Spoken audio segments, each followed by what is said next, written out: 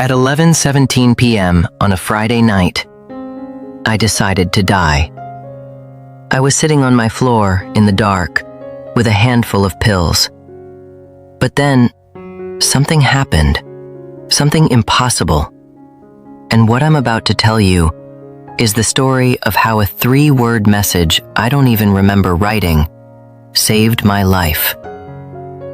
2 years ago, my life was a smoking crater, and I'm not being dramatic. I was 25, no girlfriend, no job, no friends, just a 1-bedroom apartment that smelled like failure and an eviction notice taped to my door. Every night was the exact same. Get home from a job I hated, pop open a beer, then another, and another. I'd sit on my couch, the one my ex and I picked out together, and just scroll, watching other people live the life I was supposed to have. Every engagement photo, every promotion felt like a punch to the gut. Then the numbness would wear off, and the quiet, suffocating grief would set in. But on this one Friday night, the routine shattered, and I shattered with it. How does a life fall apart? Not all at once. It's a slow leak, a series of 1,000 tiny cuts. It started with her, Sarah. She was my anchor. But I got comfortable, lazy. I was a ghost in my own relationship. I'll never forget the last thing she said to me. Her keys were in her hand. Her voice was shaking. "Alex, I can't be the only one holding us together. It's too heavy. I feel like I'm carrying you, but you won't even try to stand up." I didn't fight. I didn't beg. I just watched her leave. The silence she left behind was the first crack in the foundation. After she was gone, the job became unbearable. The boredom was a physical weight. Then my boss called me into his office. He didn't even tell me to sit down. "You're lazy, Alex," he said, his voice flat. "You have no drive, no passion. Frankly, you're a liability." He slid a pink slip across the desk. I packed my desk in a daze, a mug Sarah had given me, a dying plant. I walked out into the daylight feeling completely invisible. That was the second crack, the one that turned the fissure into a chasm. My friends tried, for a while. Texts like, "How you holding up?" went unanswered. Soon the texts stopped. I had built my own island, and then the tide came in and washed away all the bridges. But the worst part? The silence from my mom. We'd had a terrible fight a year before. She saw the mess my life had become.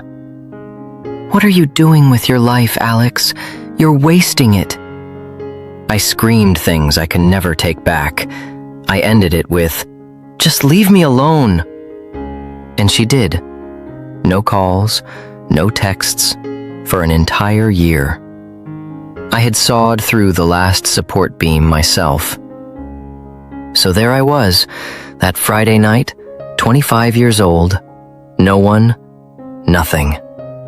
Rock bottom isn't a loud explosion. It's a quiet, crushing despair. It's the absolute certainty that things will never, ever get better. I was a ghost haunting the ruins of my own life. And I was just so tired. The rain started hammering against the window, a chaotic soundtrack for the storm in my head. The clock glowed red, 11:17 p.m. I was on the floor. The room was a museum of my despair. Empty beer cans, takeout containers, the eviction notice mocking me from the coffee table. Their voices were a loop inside my head. "A liability. You won't even try to stand up. You're wasting your life." They were right. I picked up my phone, scrolled back past the blur of my failure to a time when I used to smile. Me and Sarah at the beach, Me and my mom at graduation, her face beaming with a pride I had since destroyed. Who was that guy? He had a spark. He was gone. The loneliness was a physical ache, a hollow space in my chest. I was convinced that if I disappeared, no one would even notice. And that's when the thought became a roar. Just make it stop. My body felt heavy as I walked to the bathroom. I opened the medicine cabinet, and there it was, a bottle of sleeping pills. My heart hammered against my ribs. My hands were shaking as I twisted the cap. Is this it? The end? The thought wasn't scary. It was a relief, an escape. I sat back down on the floor, the open bottle in my hand. What would I write in a note? Sorry for the mess? Tears streamed down my face. I tipped the bottle and swallowed. Have you ever felt that? A silent scream for help that no one can hear?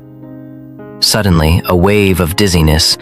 The room spun, and it wasn't relief that hit me. It was pure, cold terror. And then, a knock. Not a tap, a loud, urgent thump, thump, thump on my door. I froze. Who? The knocking came again, louder. I tried to stand, but my legs were useless. I crawled to the door, my head spinning. A voice cut through the haze. Alex? Alex, open the door. It's Mom. Mom? It was impossible. She lived 3 hours away. We hadn't spoken in a year. My brain couldn't process it. Was I hallucinating? The doorknob rattled. The door swung open. And there she was, soaked from the rain, her face pale, her eyes wide with a fear that matched my own. Her gaze darted from me on the floor to the mess, and then it landed on the open bottle of pills in my hand. A choked sob escaped her lips. I braced for the anger, for the "I told you so." But it never came. Instead, she dropped her purse, fell to her knees, and wrapped her arms around me. She just held me as the dam of the last year finally broke, and I sobbed. After a moment, she pulled back, her voice cracking. I saw your post, she whispered. My post? I mumbled, confused. On Facebook, she said. You posted something, just 3 words. I had no memory of it. In a total daze, I fumbled for my phone, and there it was, a status update from an hour ago. All it said was, last night alone. It scared me, Alex, she said, tears mixing with the rain on her face. It sounded so final. I tried calling and you didn't answer, so I got in the car. I drove. A stupid 3-word Facebook post, a subconscious scream for help I didn't even know I'd sent. And it had saved my life. That was the twist. Rock bottom wasn't the pills. It was the stunning realization that my deepest fear, that no one cared, that no one would notice, was a complete and utter lie. The next morning, sunlight cut through the grime of my window. The apartment was still a disaster. But for the first time in a year, it didn't feel hopeless. It just felt like a mess that needed to be cleaned up. My mom stayed. She didn't say much. She just handed me a trash bag. Let's start here, she said. And we did. With every bag of trash I took out, it felt like I was throwing away a piece of the person I'd become. It wasn't a magic cure. It was... That day, my mom helped me call a therapist. My voice shook. Admitting I needed help felt like another failure. But then I realized it was the first truly strong thing I had done in years. The journey back was hard. Therapy was brutal at first. It's hard to unlearn a lifetime of silence. Quitting drinking was worse. There were nights I just paced my apartment, fighting the urge. I relapsed twice. But this time, I didn't let a slip-up become a free fall. I called my mom. I learned recovery isn't about perfection. It's about not giving up. I couldn't go back to another soul-crushing job, so I dug out my old sketchbooks. And I remembered the person I was before the darkness, the guy who loved to create. I started small, a free logo for a coffee shop. The work wasn't for money, it was for a purpose. It came from a part of me I thought was dead. Reconnecting was the hardest part. I had to swallow my pride. I texted my old friend, Mark. "Hey man, I know I've been a ghost. I'm sorry. I'm trying to get better. I'd love to catch up." His reply was almost instant. "Of course, man. How's Tuesday?" Real friends don't hold your struggles against you. They're just glad you made it back. My life now isn't perfect.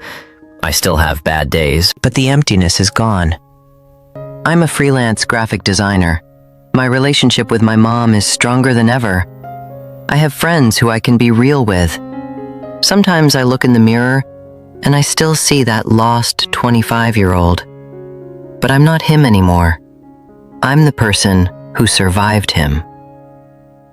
That night taught me the most important lesson of my life. Rock bottom isn't a grave. It's a foundation.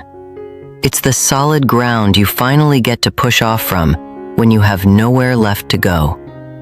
And you are never, ever as alone as your pain wants you to believe. That feeling is a symptom, not the truth.